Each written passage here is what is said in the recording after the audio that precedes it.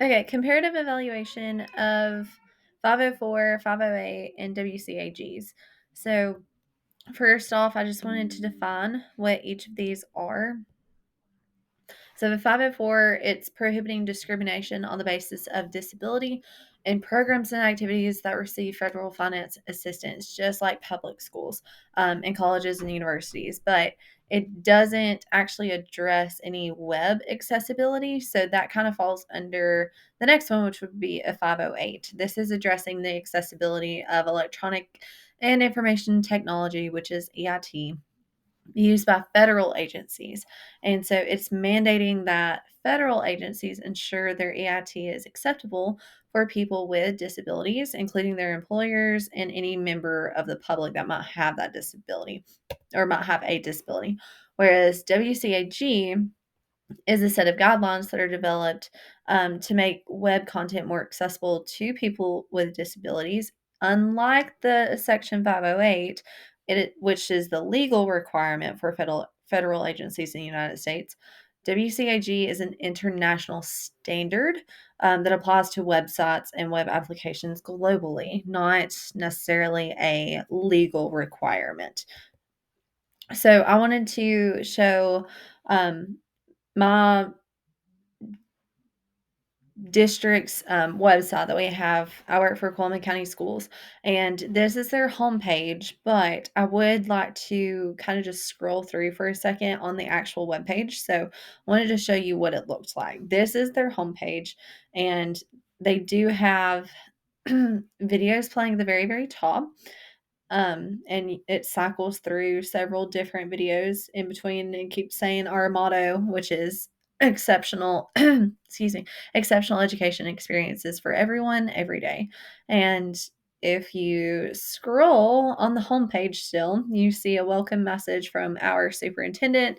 I'm going to talk about this message a little bit later because it's all bolded. You also have these links of jobs and employment, parent info. We have a TV website, like we can watch TV of our sporting events through um, this website for our Board of Education. But all of these are bolded.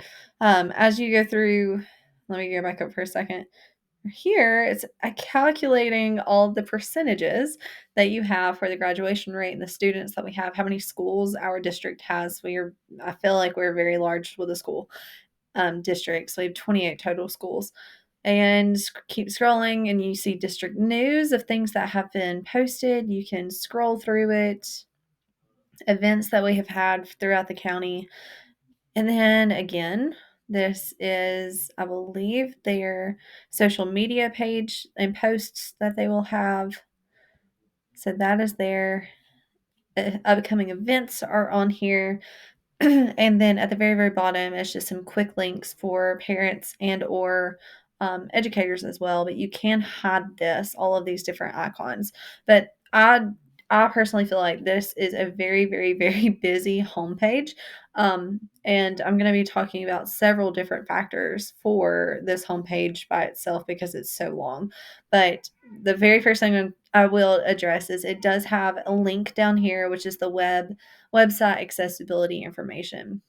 So let me go back to my PowerPoint and we will continue. So here on the homepage, I do feel like it's very busy.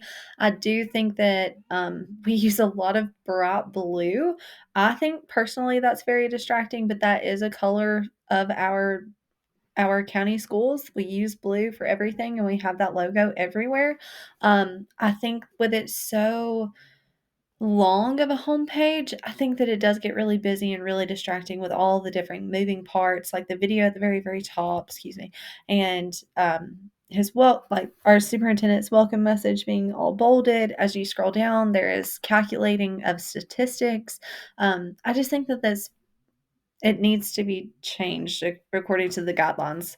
So that is one thing. But if you click at the very top where it says menu, this is where you will get this drop down menu here. So you have quick links, you have things for the district, you have parent information, you have planning things, live feed, staff news. So it's all of the things that they will allow. I can sign in and have a different sign in because I am a teacher for Coleman County Schools. This is not what my menu would look like if I was logged into my actual account. So this is what the public should see. They have so quick links, all of these things are underlined. I know that that can be confusing and it could mean like that is a link, but that if I clicked on planning or quick links district parent, that does not send me to an actual link.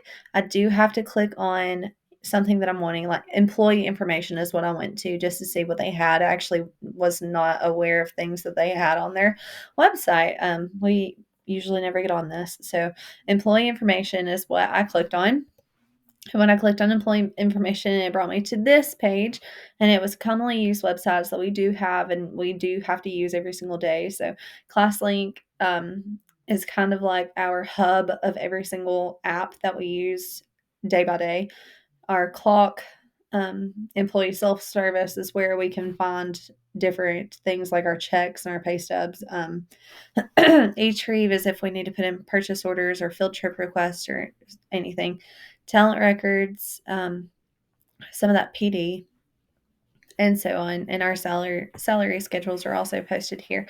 Down below, it has all of these links. These go directly to a Google Drive. We don't use Blackboard for our school district. We use everything Google like Sites has. So Google, excuse me, I can't think of what it's called. Google Office, I believe. But we have everything linked to a Google Drive. So I came down here and I clicked, excuse me, I clicked on curriculum and then I went and I clicked on technology. So the very first time I click curriculum, it does take me to a Google Drive full of everything curriculum, and I went ahead and I clicked. There were two options. It was elementary pacing guides and secondary pacing guides. So I chose secondary, and then I am a science teacher, so I went ahead and chose science. So I can see every single pacing guide for our school system. So sixth grade through eighth grade science, and then when you get into high school, you get specialized into biology or chemistry. Earth and space, environmental forensics is something new we're offering next year. So I kind of just looked around on that one. Anatomy, physical science, and physics are all the sciences that we offer within our school district. So it does give me a quick link directly to this. It is a PDF that has been uploaded, but we do not have a our the computer I'm on is for school, the school that I work for. So we do not have Adobe Reader or Acrobat Reader, whatever it was called. I cannot download that without permissions. So it does not have a way that I can find to read aloud any of the PDA or PDF, sorry, PDF to see if it is accessible to people with disabilities that need it to be read to them. I'm really not sure.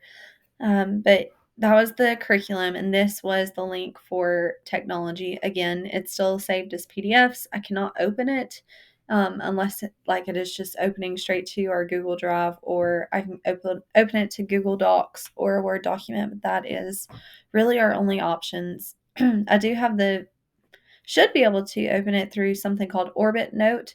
But for some reason, it was not letting me sign in tonight, and I use that all the time in my classroom. So I'm not sure why it would not let me do that. I don't know if it was something on their end of their website or just not working today because of maintenance or my Wi-Fi issues. So those those are the things from my district's website, and I just kind of want to walk through if they met certain standards. So the first one. Syllabus contains a statement on how to request accommodation. The website does do this. It's at the very, very bottom. If you click on website accessibility information, you can click on it and it does tell you exactly who to contact if you need accommodation for that website or if you need help. Overall design and navigation, like I said, I do not think that it minimizes distractions. There are only three colors being used. It is gray, white, and blue, but it is a lot of blue. But having the videos and the different backgrounds, I do think that that is very distracting. Um, Third one, any text. So I thought that the text was readable. I thought it was fine. It was a normal font. We do not use Blackboard at all, so I couldn't really answer anything on Blackboard, but there were certain cases where caps were used. I think all the links and caps, personally, I think that that is okay, but having an entire statement from the superintendent all bolded, I know that it was meant to stand out because everything else is so busy around it, but that doesn't meet one of these criteria. So the next few, background, extremely bright colors. I consider that blue to be very, very bright, and distracting, so not meeting the criteria. Again, we do not have anything on our website that can show any charts, um, or any kind of information other than a statistic number. So I could not answer the question or this, list of standard based off of the charts. Could not answer yes or no. Microsoft Word. Um, I as you read through this, we don't have anything necessarily a Microsoft Word document because everything is a PDF. But whenever it says all images, charts, graphs, tables contain a descriptive alternative text, no picture on our website has any alternative text or information about it at all. Who the photographer was, what it was, there's no description. It's just kind of there. And it's being used to kind of filter through as, I guess, just background. But I do want to say all of our things do open as a PDF, so that does make it easy. I think that is meeting their criteria. There were no PowerPoint presentations anywhere on our website, so I had to choose neither, none. PDF and tables, the testing it in Acrobat Reader. I do not have access to that once again, so I am unsure. And if I'm looking at how the public is looking, I guess it's only if they have Acrobat Reader on their computer, which we are not allowed to have that. So that's not meeting your criteria on our end, at least. The links, all links are descriptive. I do think that we do a very good job of this because nothing is ever like click here. It is specifically just curriculum, and I can click curriculum, and it takes me directly to our Google Drive. So I thought that it was meeting criteria on that end. We do not use anything Blackboard. We only use Google Drive, so I did not answer criteria number 10. 11 on images. There is no text at all on any of the pictures, but all of our pictures are with professional photographers that we borrow from, usually the media or somebody from that works at the county office themselves. So the pictures are clear. That made me put yes, but there's no text about what that picture is or where it was taken or any detail about it. So that also made me choose no. I just kind of feel like if that 50-50 line there, then number 12, no blinking or animated images. You could consider the video at the very top, the home screen, to be blinking, but I did not. I was thinking in another way, like animated characters or like cursors, like click here or blinking. That's what I was considering under this. So I thought it did meet the criteria. Number 13, on any video, again, no descriptions. Other than the descriptions, everything else was good. The videos were not blurry. Um, Here, I did not see or find anything about library-owned commercial videos. Like, they're all recorded from people who work at the county office themselves. So, did not know how to really answer that one or the next one since there were no PowerPoints. 16, with audio and multimedia. Um, Audios are uploaded through the streaming media service.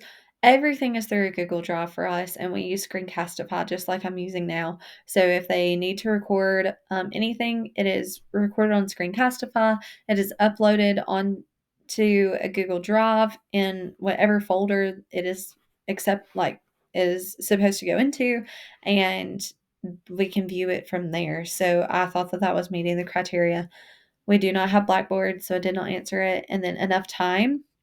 I think that uh, I wasn't really sure about what that actually meant for that website. It can be adjusted to provide users time to read and use content.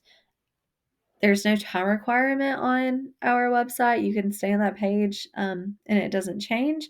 So you can read everything that you're needing, even if you're slower of a reader or if you needed to zoom in or something like that. So I thought, yes, it was our website was fine on that. So that is everything for Coleman County Schools.